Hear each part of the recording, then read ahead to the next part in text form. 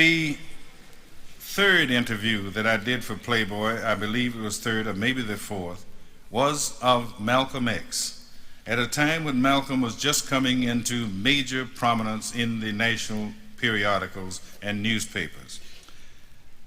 When an interview of him appeared, among its readers was a book publisher who asked Malcolm if he would be willing to tell his life in book-length detail.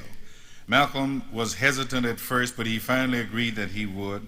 And then, because I believe Malcolm associated me as the black writer who probably was affiliated more with major national magazine stories, he asked me if I would be willing to work with him on this book.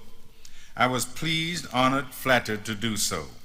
And I would spend the next 2 years with Malcolm X, the first year interviewing him very exhaustively, the second year taking all that interview material, putting it out first in a very exacting chronology, breaking it up into what seemed to be logical chapter sections, and then studying each of those sections very intensively, and then writing vicariously first person as if I were he, a manuscript which hopefully would sound as if Malcolm had just sat down across a table and was trying to tell a reader his life as best he could recall it from earliest days. When the manuscript was finished, I went back down and worked with Malcolm. I was by now living upstate New York, and worked with him in a hotel. And he went across from first page to last, making this or that editing change with his favorite ballpoint pen, and at the bottom of each page putting his MX.